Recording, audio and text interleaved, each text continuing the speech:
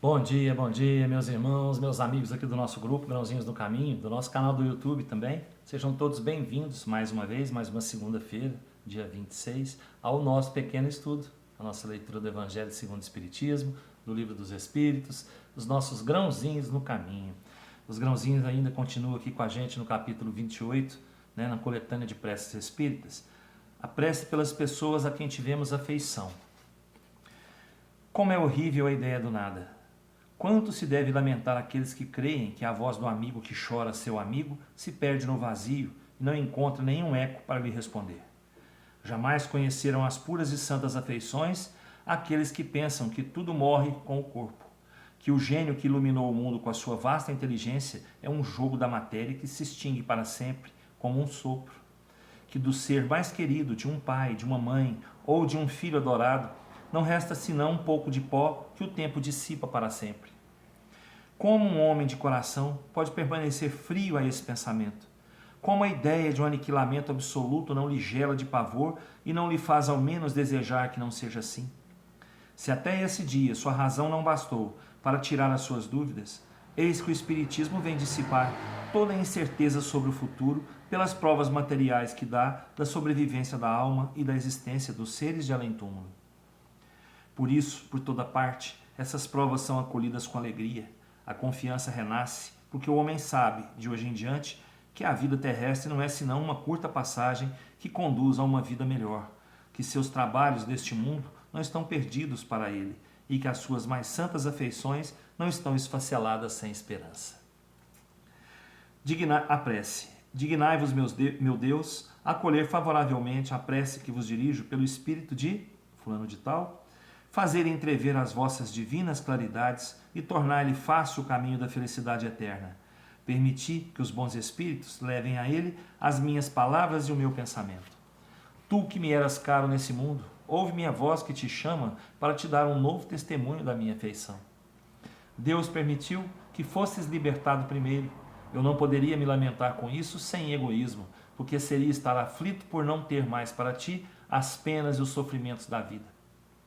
Espero, pois, com resignação, o momento da nossa união no mundo mais feliz, no qual me precedeste.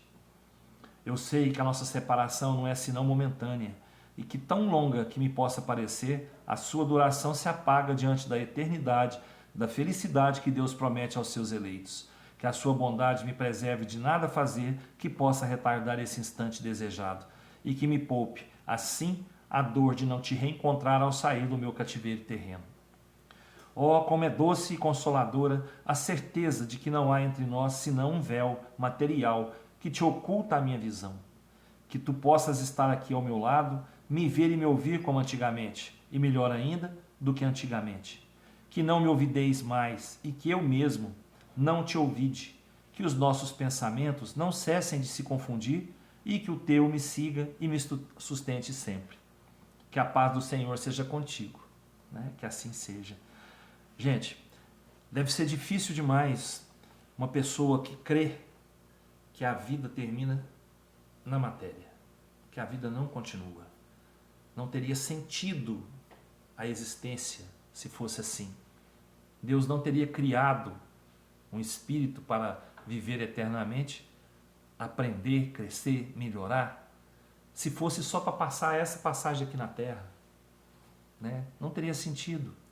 E se nós cremos, nós como espíritas, umbandistas, no caso eu sou, nós como espíritas temos a certeza da existência da vida no pós-terra, da continuidade da vida pós-terra. E que tudo que nós vivemos aqui na Terra tem um sentido. O sentido de quê? De nos melhorar, de nós aprendermos, nós crescermos, evoluirmos. E depois da Terra? Depois da Terra, a vida continua, melhor, eu espero, melhor, mais leve, mais suave. Tudo isso dependendo do que a gente viveu aqui na Terra, do que a gente fez durante essa passagem terrena.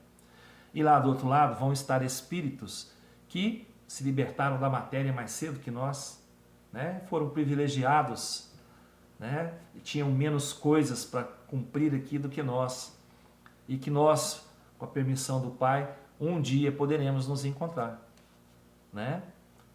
Que a amizade, o amor não termina na matéria. Ele continua. A gente sabe disso também, né?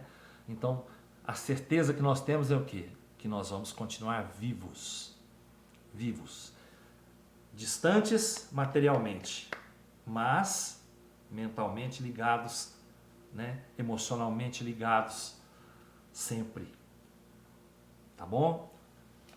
Então vamos acreditar nisso, né? Procurar viver melhor um pouquinho a cada dia, mas desprendidos da matéria, porque a matéria fica e a gente vai. O Livro dos Espíritos traz pra gente hoje, no capítulo 11, Lei de Justiça, de Amor e de Caridade. Nós estamos falando aqui, caridade e amor ao próximo, a questão 888. Que pensar da esmola? O homem, reduzido a pedir esmola, se degrada moral e fisicamente. Ele se embrutece. Numa sociedade baseada sobre a lei de Deus e a justiça, deve-se prover a vida do fraco sem humilhação para ele. Ela deve assegurar a existência daqueles que não podem trabalhar, sem deixar sua vida à mercê do acaso e da boa vontade. Aí o Kardec pergunta, reprovais a esmola? Não, não é a esmola que é reprovável. Frequentemente, é a maneira pela qual é feita. O homem de bem que compreende a caridade segundo Jesus se antecipa ao infeliz sem esperar que ele lhe estenda a mão, pedindo. A verdadeira caridade é sempre boa e benevolente. Ela está mais no gesto que no fato. Um serviço feito com delicadeza duplica de valor. Se é feito com ostentação, a necessidade pode fazê-lo aceitar, mas o coração não é tocado por ele. Lembrai-vos também que a ostentação aos olhos de Deus tira o mérito do favor. Disse Jesus que a vossa mão esquerda ignore o que dá a vossa mão direita. Ele vos ensina com isso a não deslustrar a caridade pelo orgulho. É preciso distinguir a esmola propriamente dita da beneficência. O mais necessitado não é sempre aquele que pede. O receio de uma humilhação retém o verdadeiro pobre e, frequentemente, ele sofre sem se lamentar. É a este que o homem verdadeiramente humano sabe ir procurar sem ostentação. Amai-vos uns aos outros é toda a lei divina pela qual Deus governa os mundos. O amor é a lei de atração para os seres vivos e organizados.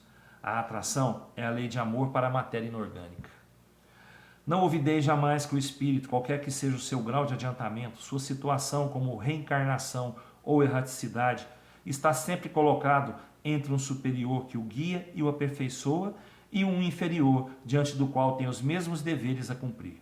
Portanto, sede caridosos, não somente dessa caridade que vos leva a tirar de vossa bolsa o óbolo que dais friamente àquele que ousa vos pedir, mas ide ao encontro das misérias ocultas. Sede indulgentes para com os defeitos dos vossos semelhantes.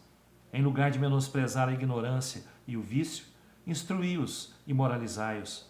Sede dóceis e benevolentes para com todos os que vos são inferiores, assim como em relação aos seres mais ínfimos da criação, e tereis obedecido à lei de Deus. São Vicente de Paulo. Gente, a caridade, né, a esmola dada com orgulho, com ostentação, para você parecer superior àquele que está recebendo a esmola, essa esmola não tem valor nenhum. Essa caridade, entre aspas, que você está fazendo, não tem valor nenhum diante de Deus. Porque você está humilhando aquele ali que está recebendo aquela ajuda.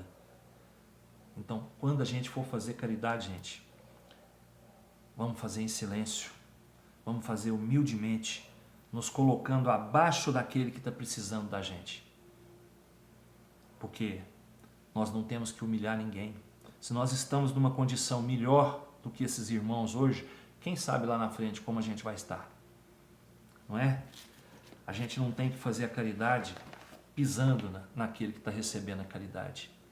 A gente tem que fazer a caridade sem julgar aquele que está recebendo a caridade. Você está fazendo a sua parte, você está doando ali o seu amor, né? Para que o outro receba isso junto com o material que você está dando a ele ali, com a esmola que você está dando ali. Entenderam? Então a gente não tem que pisar em ninguém. A gente tem que ser mais humilde que todos. Se nós temos condições de ajudar, gratidão ao Pai por isso, pela oportunidade que Ele está dando para a gente poder fazer a caridade ali naquele momento.